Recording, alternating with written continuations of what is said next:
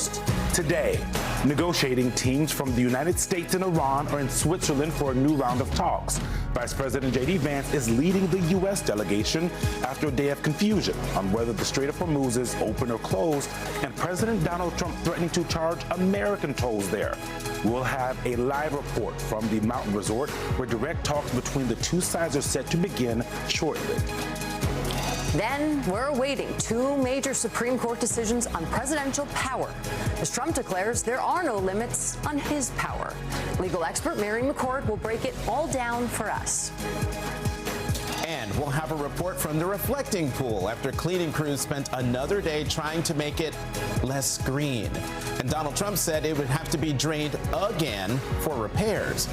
Grab your coffee and settle in on this Father's Day. Welcome to the weekend.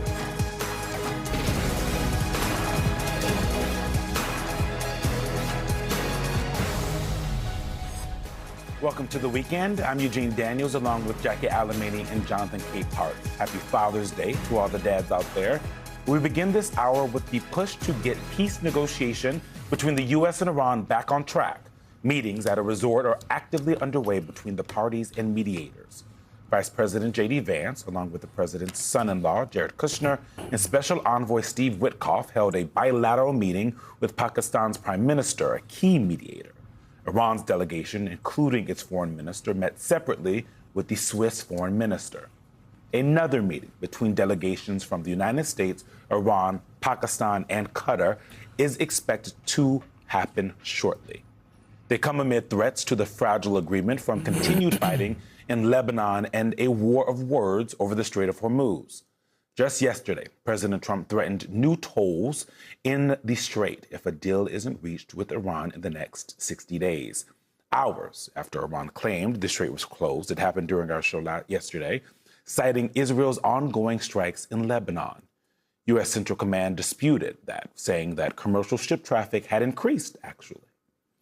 The war in Lebanon has become a key obstacle in the tenuous agreement between Washington and Tehran.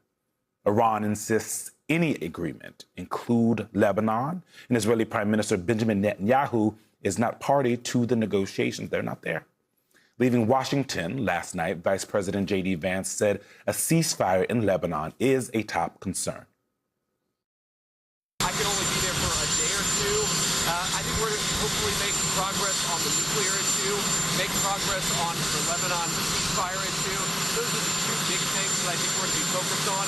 I'm sure the Iranians are going to have issues they'd like to discuss as well. MSNOW contributor Inzamam Rashid joins us from the U.S.-Iran talks at Bergenstock Resort in Switzerland. Inzamam, thank you as always for joining the weekend. We have been in fits and starts on this. Where are we now, and what are the parties saying about where negotiations stand at this early hour? Well, yeah, welcome to the Bergenstock Resort, where it is playing host for these talks, where finally all sides are now here and discussions are well underway. It's been a busy morning. Let me go through the logistics for you. In the first place, we've had a few bilaterals already this morning. We've seen the Iranian Foreign Ministry and the delegation meet with the Swiss hosts, essentially, of this whole discussion over the next couple of days, we believe. And then we've seen a meeting between J.D. Vance, Steve Witkoff, Jared Kushner, and the Pakistani delegation, which is led by the Pakistani Prime Minister and the Field Marshal Asim Munir. Now, this is, I think, what we'll expect it to be a pretty historic meeting over the next few hours. And that's because whilst these bilateral discussions one by one are taking place, we understand that later today there will be a quadrilateral meeting with the Qataris, with the Iranians, with the US, and with the Pakistani parties all together. And I think that will be the first time we see the US and Iran effectively in the same room together. We don't know whether there will be a shake of hands between Vice President J.D. Vance and the Iranian side, or whether the four sides will just be together in this one room, but it will be the first time that we do see them together. Remember, back in Islamabad in April, they were under the same roof when those first round of talks took place. place, but they were never seen together. And I think that's a crucial point. So look, that's all the logistics. What's actually going to be on the agenda? Well, J.D. Vance, as you heard, said that he wanted to speak specifically about the issue inside Lebanon and also Iran's nuclear program. That has been at the very top of the U.S. agenda. In response, the Iranians have come out and said, yes, we want to talk about Lebanon because that's the first point of the MOU to end all fighting, including Lebanon. But they also want discussions around releasing funds, releasing their frozen funds. They also want to talk specifically about exporting Iranian oil as well. So they believe that they need to have certain conversations of some of those points in the MOU before they can go further in these negotiations and have further technical talks, particularly around their nuclear program, which is already written in the MOU that Iran would not have a nuclear weapon. So look, I think it's a positive step that we are finally here. It took a couple of days for the Iranians to get on board because of the fighting that was taking place inside of Lebanon. Those Israeli strikes really was a red line for the Iranians, and it took the Pakistani Interior Minister to fly to Tehran and effectively push the Iranians to get on the plane, get out here, not to stand up the US delegation that is now here on the ground. And we are in a situation where potentially we could see further technical talks taking place today. But I think that moment of seeing the US side and the Iranian side in the room together will be a particular moment that we're looking out for here, guys. Inzamam Rashid, thank you very much. We'll check back with you throughout the morning as things develop. We're joined now by John Feiner, former principal deputy national security advisor in the Biden administration, Thomas Nides, former U.S. ambassador to Israel. Ambassador, I want to start with you because so much of this also depends on how Israel is engaging in Lebanon, or whether they stop engaging Lebanon. At what point is it important for the United States, for Iran and these mediators to actually bring Israel to the actual negotiating table? Well, let's be clear. The Israelis, what's been going on in Israel vis-a-vis up north, Hezbollah has been causing havoc up in the north. Israel has been responding to that. Listen, no one's going to question the Prime Minister has very little interest in this transaction, this deal at this point. Ultimately, they also have, as John and I both know, a lot of things can be true at the same time in foreign policy. Israel is trying to defend their north. Bibi doesn't really want to do this deal. There's an enormous amount of anxiety among the Israelis. I was in Israel 2 weeks ago and spent a lot of time in the bunker as bombs were dropping down in Israel. So listen, a lot of things are confusing here, and the Israeli people are quite unhappy as well. So there's a lot of pressure on Netanyahu to keep it going in Lebanon, and obviously that's going to have a huge deal on trying to get this deal done. John, just to stay on this topic of Israel, and there's obviously a lot to get to in terms of the actual mechanics of the potential deal that's being negotiated in Switzerland right now, that beautiful view in Bergenstock that we're looking at. But for all of the voters, including some Democratic voters who thought that Israel was going to be a bright spot for this president and that he was going to have a better relationship with Netanyahu and prioritize the relationship with Israel. Has this week been a wake-up call for any of those voters, or has it, has it reinforced what some people had already been skeptical of in terms of Trump's real posture towards the country? Well, there's an interesting dynamic going on, which is that Israel has to hold an election by October. The government's mandate expires then, and so an election has to be called in order to renew the mandate of the government. Netanyahu, the prime minister's strategy going into that election had been stay as close as possible to Donald Trump. Netanyahu's poll numbers in Israel are not great. The current government, if the election were held today, would struggle to form a majority that could continue to govern the country. And I think his bet was, as long as he's got Trump's support, Trump was very popular in Israel, that is a path to potentially being reelected. Now, in light of this deal, which is very unpopular in Israel, and the word Lebanon appears, by the way, 3 times in the first point of the deal, Trump's poll numbers in Israel have fallen. Netanyahu's strategy of relying on Trump for his own reelection campaign is not looking as promising. And so for all the reasons Tom described, but also for his own politics, crossing the United States is a more viable option now, and maybe even a popular option for Netanyahu, which makes this deal a lot harder to hold together. Ambassador Nines, thank you for being here. I especially wanted you to be here as the former U.S. ambassador to Israel, because to me, this all boils down to Prime Minister Netanyahu. Former Secretary of State John Kerry told our colleague Jen Psaki in an interview a while back that, Netanyahu has been trying to get a U.S. president to attack Iran. He asked Bush, Obama, Biden. They all refused. President Trump is the only one to follow through. Can you talk about this long-held desire of his, and how where we are now runs counter to his actual goals? Well, it's very interesting. John knows this well. You sit in the Prime Minister's office in Israel, and on his wall is not a map of Israel, is a map of Iran. If one thing for sure, Netanyahu has been very consistent for 40 years that the single biggest threat to the security of the state of Israel is Iran. And by the way, he's probably not wrong. I mean, look between Iran and Hezbollah and the Houthis and Hamas. It's a serious problem for Israel. The question is, and I think one of the things I'm obviously a little bit biased, if we had kept the JCPOA in place, because to be clear, there is the chances of them getting as good a deal as we cut for them, in 2015 is highly unlikely. And the Bibi is seeing that to be true here. So there's no question his focus on pressuring Biden and pressuring Obama, and quite frankly, going back to Trump 1, has been consistent.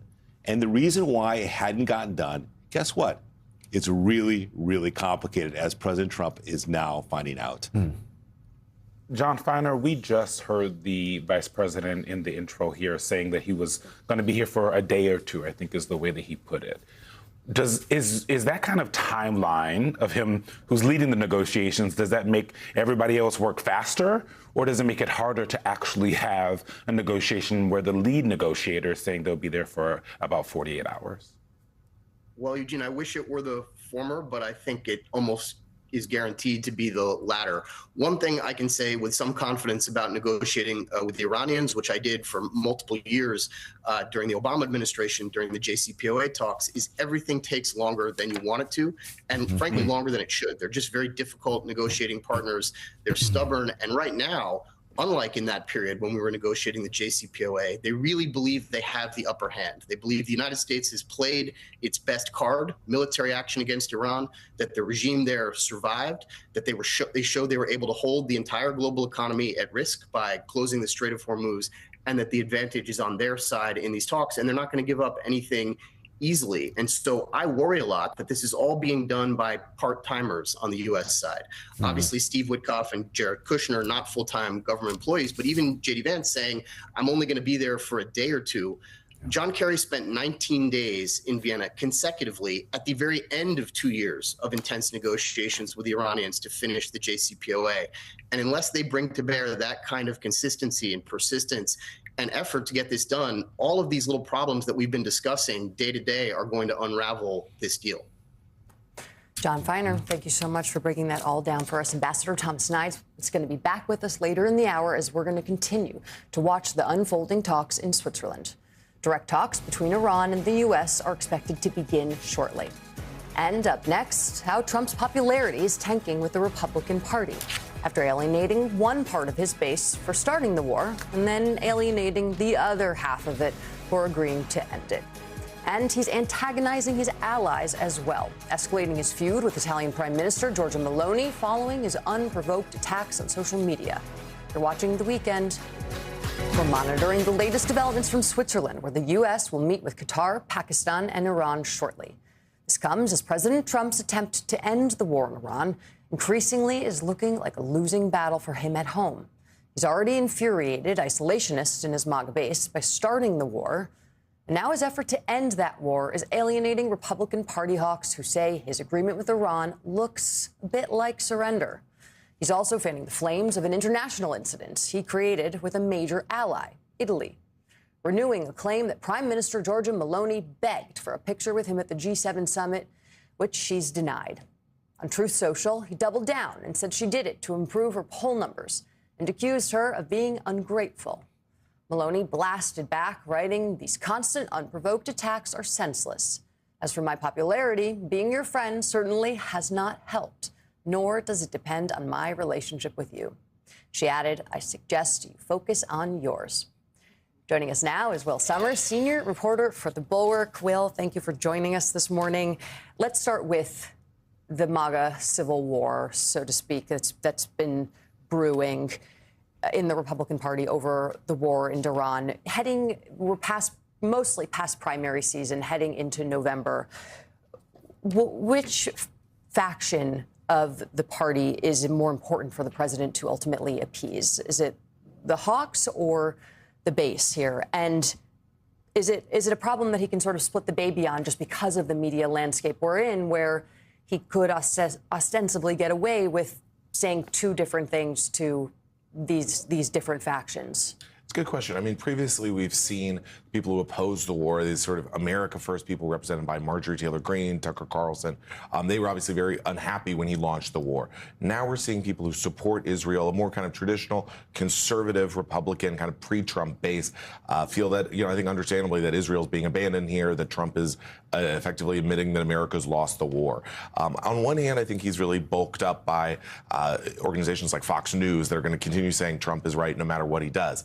On the other hand, I think we can look at social media. There are all these voices out there. And I think people are recognizing this, even if you're on the right, no matter kind of what your particular faction is, it looks like Trump has kind of bumbled his way into this war. Now he's lost. It's a bad look for him. Well, Will, because speaking of all these voices, let's listen to some of the Republican senators who've been blasting this MOU. Watch this.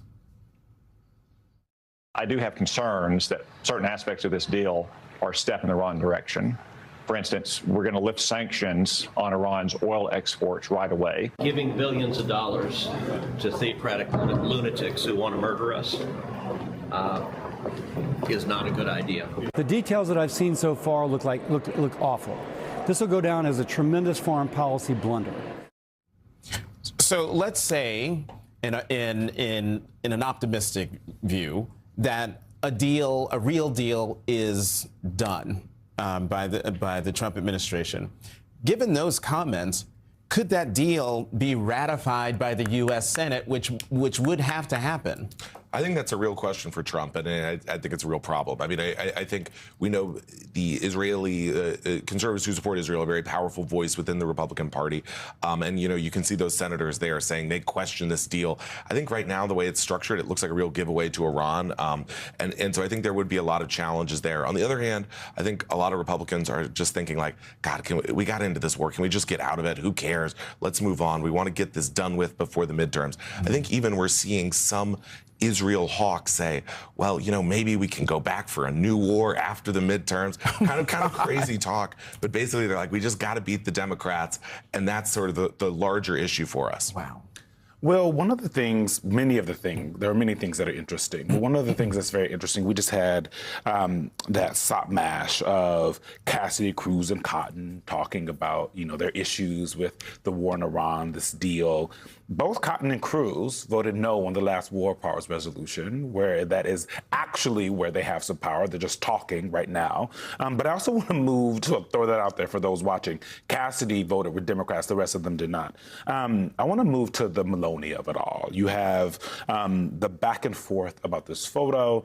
I have gone to many of these whether it's a G7 or it's one of these other events where foreign leaders are there and they have these side meetings. The photos are planned ahead of time. It would be very shocking if any leader would say to another, oh my God, can we please take a photo? Let me get my cell phone out and take a selfie. There's a part of me that says, who cares? But then the other part of me about this is politics, including politics between what's supposed to be friends and allies around the world, is personal. So talk a little bit about why, if at all, you believe this matters to kind of where we are with our allies at this point. Yeah, I mean, this is an interesting situation because, we have Trump is alienating American allies for really no reason here. This is someone who's not only a NATO ally, but also is sort of more politically aligned with Trump than other G7 members. And so it's really inexplicable. I mean, the idea that Giorgia Meloni feels that she needs, I'm sure she has plenty of photos with Trump already. So, I mean, I think it's this example of, more sort of Trump's sort of foreign policy bumbling and alienating people for no reason. I'll just point out that Giorgia Meloni is one of two women leaders in the G7. So I just find it curious why, of all the leaders of the G7, why she's the one who was supposedly begging for a photo. And I can tell you, she was not begging. Bill Sommer, thank you very much. We'll continue to bring you coverage of the unfolding talks in Switzerland. But still ahead, Trump's renewed war on voting rights as election denialists are hired to key positions. We'll zero in on what this means ahead of the midterms and whether Democrats can come up with a winning message to fight back with former governor of Washington State, Jay Inslee. Plus, we're monitoring negotiations in Switzerland. We'll bring you the latest as both sides are expected to sit down for direct talks shortly. You're watching The Weekend. We're continuing to keep an eye out for the expected direct talks between the U.S., Iran, Pakistan, and Qatar. And we'll bring you new developments as soon as we get them. Meanwhile, back here at home, President Trump is relentlessly testing the limits of his powers in unprecedented ways, and it's setting off alarm bells within the Democratic Party. He's launched a major attack on voting rights. As The Guardian notes, numerous 2020 election denialists have been installed in key agencies such as the Department of Justice, the FBI, and elsewhere to pursue widely discredited claims of fraud. And he signed an executive order limiting voting by mail, which Democratic states are currently challenging. Meanwhile, he's spending massive amounts of money to service his agenda. He's announced this week that the administration will pay $765 million to cancel plans to build wind farms in the Atlantic and Pacific Oceans. The New York Times notes the announcement means the government has so far spent roughly $2.5 billion to get companies to terminate their offshore wind leases. And they also report that ICE spent $700 million on warehouses that they now want to get rid of. All of this begs the question, as Trump's economic approval remains at record lows, can the Democrats seize on his massive unpopularity with the public while offering a winning strategy for the midterms? Joining us now, former governor of Washington State, Jay Inslee. Governor Inslee, welcome to The Weekend. Thanks for having me. Okay. It always seems like every election cycle, there's always a story that comes out that says, do Democrats have a message? Can they capitalize on the chaos with a message? Do you view it that way? Well, we've got a message because it is pretty clear that the only things Donald Trump are giving Americans are costs, chaos, corruption, and climate denial. And those are losing messages on all fronts. He's driving up the costs of energy, volitionally making costs for electricity and fuel higher.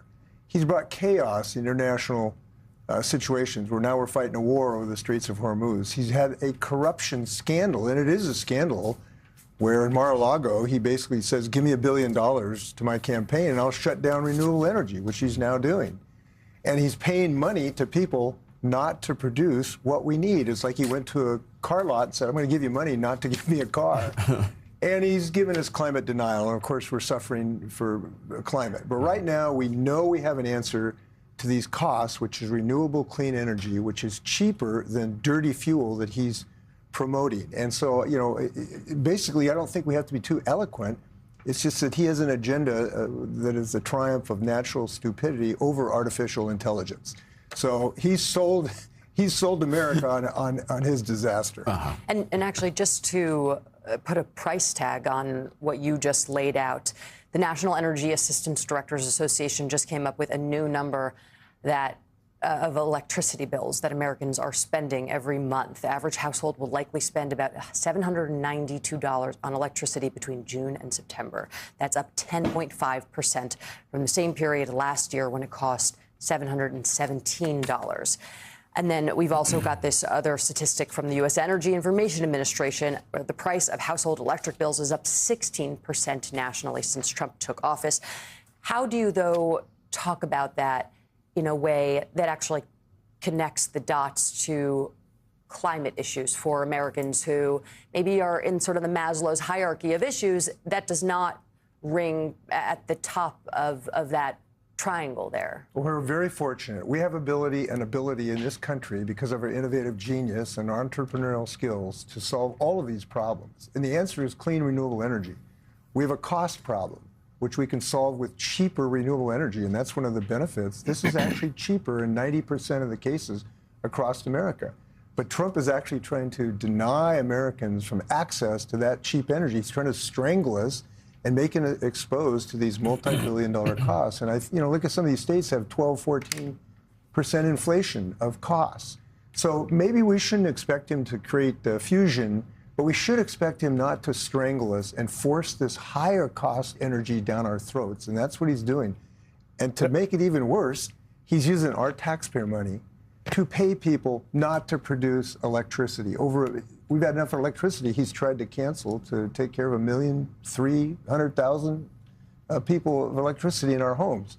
So these are a solution to multiple problems, including the pollution that we're experiencing and the climate change, because these clean sources don't put pollution in the air. So we have the problem statement, which is real clear, which is Donald Trump giving us cost, chaos, and corruption. And we have the answer, which is clean energy, which is abundantly available. And fortunately, it's happening. 90% of all of the new generating capacity in the United States last year was clean, renewable energy. If he'll just get out of the way and stop his insane and corrupt bargain to try to force this dirty energy down Americans' throat. We're paying way too much. Governor Inslee, I don't think the president's going to get out of the way and let you guys work on clean energy. But I want to get back to the end of Jackie's question to you, which is really about the electoral salience of talking about climate change.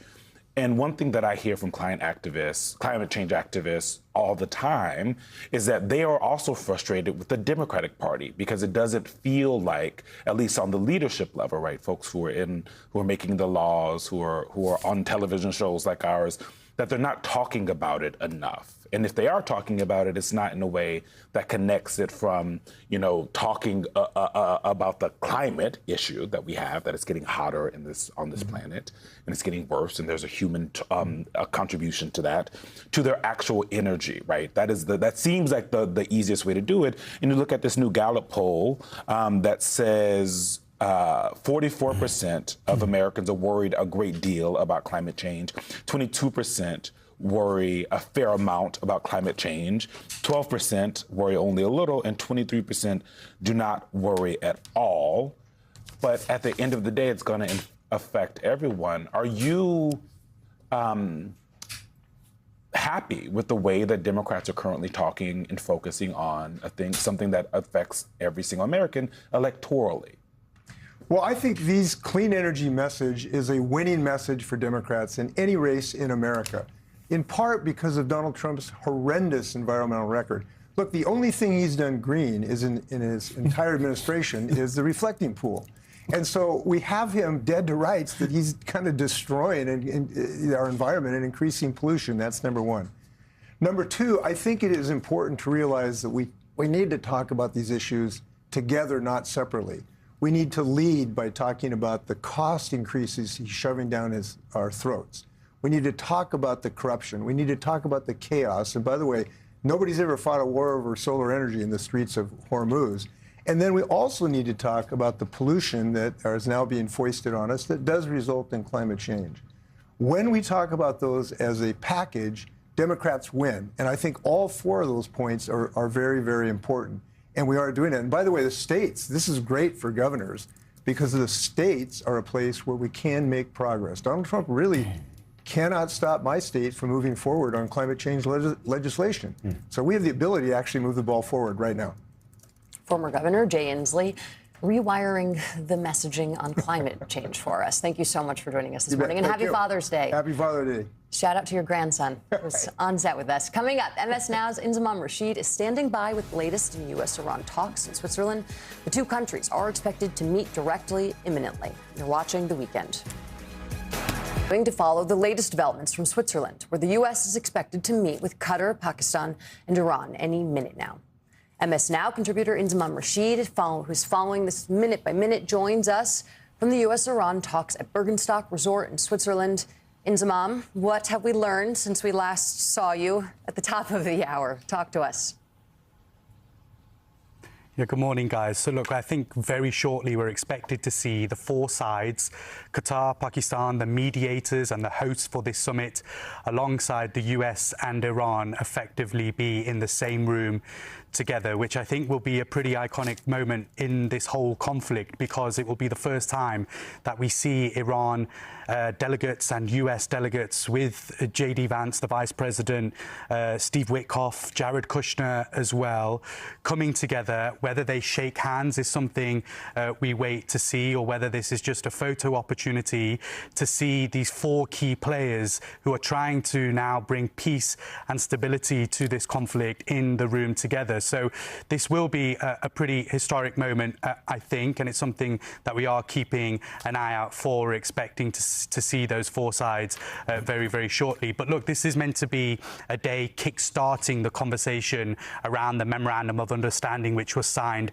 on Friday. We were supposed to see day one of the talks take place yesterday here in Switzerland, but the Iranians didn't travel. We saw that some US delegations were here. We saw that the Qataris had arrived. The Swiss were ready to host as well. The Pakistanis had a delegation here, but the Iranians were upset with what was going on inside of Lebanon. The continued fighting and the attacks from the Israelis had put them off. That was their red line. We know that point number one of the MOU was that fighting must end completely, including inside of Lebanon. And so the Iranians had to be persuaded essentially by the Pakistanis to get on a flight and get out to Switzerland and be part of these talks. We've had few bilateral talks between different countries this morning, but where we are expecting now this big moment of seeing the four countries together in a room, whether they are shaking hands, whether they do just have conversations, and then potentially we could have further technical talks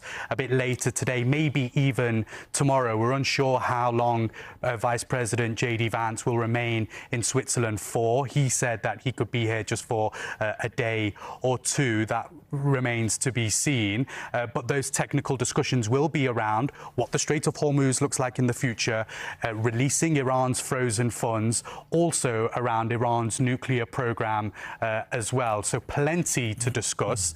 And I think seeing these four sides together, particularly the US and Iran, in a few moments will be a pretty big moment in this whole conflict over the last 4 months, guys. Well, not a bad place to be potentially camped out indefinitely. Inzamam Rashid, thank you so much for joining us, and we will check back with you throughout the morning. Back with us is John Feiner, former Principal Deputy National Security Advisor in the Biden administration, and Thomas Nides, former U.S. Ambassador to Israel. Ambassador, I want to start with you because before you were the ambassador to Israel, you were also the Deputy Secretary of State during the Iran Deal 1. So just help us figure out what exactly we should be watching today. What are the tea leaves we should be looking out for that actually indicate that this could be heading maybe in the right direction? Listen, as John Feiner, who has obviously been heavily involved in this as well, he knows as well as I do, this is going to take a lot of time. This is not the vice president coming for 48 hours and getting back on a plane. Okay? This took almost 2 years to do this negotiation, over 150 pages of negotiation. The Iranians are really, really tough negotiators. And by the way, you can't trust anything that's on there as well. So the combination of getting a deal done, which we accomplished in 2015, for them is going to take a long time. So even if they desire us to have a decision to have a negotiation within 60 days, the chances of them getting that done in 60 days is almost next to impossible, not with the Iranians and not with the complications of these issues. So we're in a very, very complicated place. I'm happy to see we're getting into a negotiation, but I think none of your viewers or any of us should be in any way thinking there's going to be a signing ceremony in any time in the near future. John Feiner, I'm just wondering, in the MOU that I have here in my hand, all 14 bullet points, is there anything in it that you find particularly alarming? Well, I think to me, the most alarming aspect of this MOU is that Iran gets a lot up front. So there are two phases to this deal. In phase one, Iran gets a bunch of unfrozen assets, and it gets the ability to sell oil without any limitation from U.S. sanctions. Together, those points are probably worth tens of billions of dollars to the Iranians. All Iran does to earn that money is reopen the Strait of Hormuz. They commit to nothing on their nuclear program that they haven't committed to before. They say they will not pursue a nuclear weapon. They've been saying that for decades. They say their program will freeze in place where it currently is. To be honest, they can't really do much with their nuclear program because of how hard it's been bombed over the course of now 2 conflicts. So for giving up essentially nothing on the nuclear issue, which was a main reason for going to war, Iran collects all of this money, and then we start a negotiation, phase 2, about whether Iran will actually make additional nuclear concessions. And as Tom just said, I think it's pretty unlikely that that gets done in 60 days, if it ever gets done. Ambassador, in these, you and John Feiner know well more than we do about how important it is, about who is at the table when negotiations like these take place. At the other negotiations that we've seen, and someone correct me if I'm wrong, but I don't think we've seen a nuclear program expert at the table. And this is something that President Trump, for example, says is the most important thing, an aspect of whatever deal comes out of this negotiations or other negotiations. You have Steve Witkoff, you have Jared Kushner, both real estate guys who are good at real estate in New York but don't have diplomatic experience. And you have J.D. Vance, who also doesn't have diplomatic experience. When you look at who's around the table, and most importantly, who's not at the table for these negotiations, what concerns do you have? Well, listen, again, it's, I try not to be the guy who sits when you're not in the room, to be the guy who's throwing bricks at the room. Oh, but just try for us, Ambassador. However, this is not the but however, there's no question, as John knows, and as Secretary Kerry knows, and as President Obama knows, this stuff takes a lot of time. These are not stupid people you're negotiating with, the Iranians, okay? There are PhDs. They know how to negotiate. The same people that negotiated with us, okay, are the same people that are negotiating today. So there's no disrespect to Jared Kushner and Witkoff. The reality is this is just complicated. You need the best people you can get. You need the people who understand the nuclear program. You need to understand the intelligence. You need to understand how the Iranians think. And as John points out, these guys know how to drag out a negotiation. They will drag this negotiation out as long as possible. And they realize the president also doesn't want to go back to war. The combination of those two make this a very, very difficult deal for not only the Israelis to swallow, but for many Americans to understand. John, I'm wondering if you can walk us through what you believe is really motivating President Trump here, because in Russia, for example, it's been difficult to understand sort of the diplomatic through line. To the extent there are deals to be done here, is the motivation economic in nature? I mean, there's little economic incentive, I think, that is actually driving Iran right now. Trump seems to have given up on key demands. So what do you feel like are really driving things?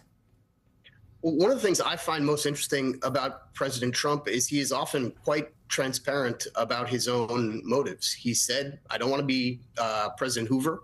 I don't want to generate a new economic recession or even depression in the United States. And it sounds like he's been getting advice that if this war continues, Iran's stranglehold on the Strait of Hormuz will cause massive economic impact, not just in many other countries around the world, which it already has, but here in the United States, where gas prices are higher and there have been some other negative effects, including on affordability. But we have not paid as big a price as many other countries around the world who had nothing to do with this conflict have paid. But that's coming, I think the president was told. And so he doesn't want that to happen. And so he's essentially acknowledged to Iran that your strategy of pressuring us by choking off the global economy through the Strait of Hormuz and closing that down is working. And so I want to end this war to avoid negative impact implicitly in advance of midterm elections coming up in November. So I think in this case, the president's been quite direct about what his motives are. John Feiner, Ambassador Thomas Knights, thank you both. Maybe don't go too far. We might need to come back to you as things shake out. We will continue to watch the possible quadrilateral talks happening in Switzerland next, led by Vice President J.D. Vance. And remember, if you've got a question or a comment for us at home, go check us out on Blue Sky or Instagram. Give us a follow while you're there and drop us a line. Our producers will